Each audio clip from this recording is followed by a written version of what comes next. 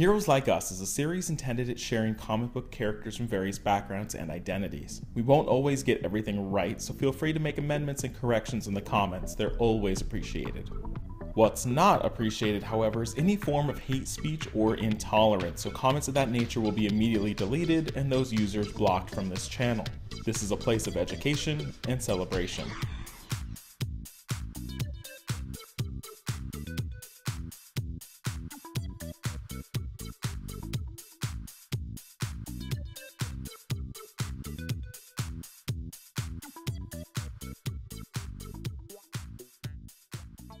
Welcome to Heroes Like Us, our series where we look at a certain identity and then we break down popular comic book characters that have that identity. Today we're looking at Chinese characters. We're going to start with one of the most popular, probably Jubilee from Marvel Comics from the X-Men.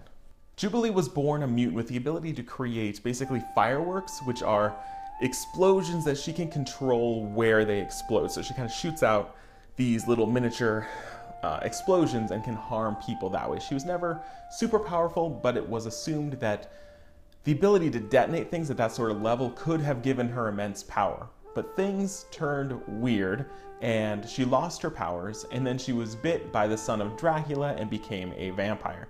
So right now in the comic books, Jubilee is a vampire.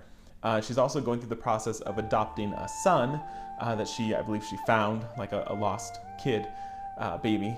And so now she is a vampire adopting a kid, which is very different than what you think of like the old school X-Men cartoons where she was kind of this mall rat. Jubilee served on the X-Men for some time, and then she was also one of the student leaders of the popular group Generation X, one of my favorite superhero groups, so she is a leader in her own right. Jubilee appeared in a couple different X-Men movies, but most notably in X-Men Apocalypse, played by Lana Condor. Now, interestingly, Lana is Vietnamese, not Chinese. Take that for what you will. Up next from Marvel Comics, we've got Wong. Wong is the basically bodyguard slash assistant of Doctor Strange.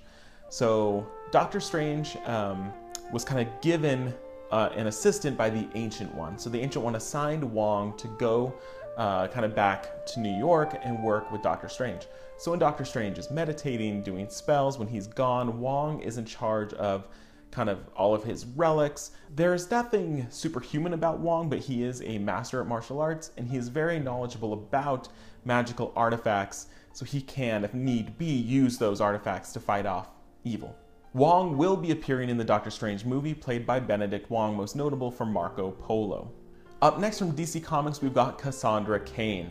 Now, Cassandra is part white, kind of unspecified Caucasian, and then half Chinese. Her mother was Chinese. Cassandra, or Cassandra, I guess however you want to pronounce it, Cassandra she was raised to be an assassin and a killer. That basically from birth she was trained to fight, and she'd never learned to speak. That instead of focusing that time and mental energy on learning to speak, they instead taught her to predict what someone is doing physically. Like if they're fighting, she can predict what their next move is going to be in order to take them out. So she is a very adept martial artist. She did kill someone when she was young. I think she was like 8. She killed her first person. That traumatized her a little bit. And she basically ran away from the League of Assassins, or the League of Shadows, and basically kind of was on the streets for a long time until she was eventually found and kind of brought into the fold by Batman. And she got the title Batgirl. So for a while in Gotham, she was kind of, stopping crime. She eventually learned to speak. I think during her time being homeless, she learned to speak. And she eventually graduated from the Batgirl title to become the Black Bat. Up next from Marvel Comics, we've got a hero by the name of Blind Spot, Samuel Chung. Now, Sam is a Chinese immigrant who was a janitor at a college. And while he was a janitor, he was auditing classes. He wanted to learn. He was very smart, but he just didn't have the means to go to school. So he was kind of auditing these classes, and he eventually learned everything he needed to know to build a suit that would make him invisible to the human eye. Hence the name Blind Spot. So he used this suit to protect Chinatown of New York, which is basically his neighborhood, his people.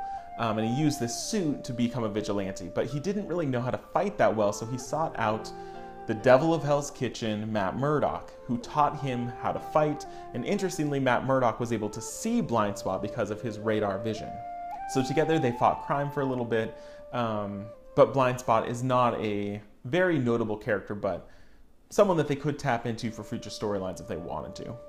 And lastly for this video, also from Marvel Comics, is Jia Jen, who goes by the name of Sprite. She is a younger mutant, kind of in the X-Men world. And when her mutant abilities manifested, it turned her into this fairy-like being. That she has wings, and she also has this rock-like skin that she can actually morph into different shapes and sizes. So she might make her fists really big, which gives her super strength. She inherited the codename Sprite because Sprite used to be used by Shadowcat, Kitty Pryde, but is not being used anymore. So Wolverine, because of his fondness for Kitty Pryde, passed that name on to Jia. So that is it for this video. We can always do a part 2. So if there's other Chinese characters that you think we should talk about that deserve some time, deserve the spotlight, let me know in the comments and we could see a part 2. Hopefully this was interesting. Hopefully you were able to see heroes like you, and thanks for watching.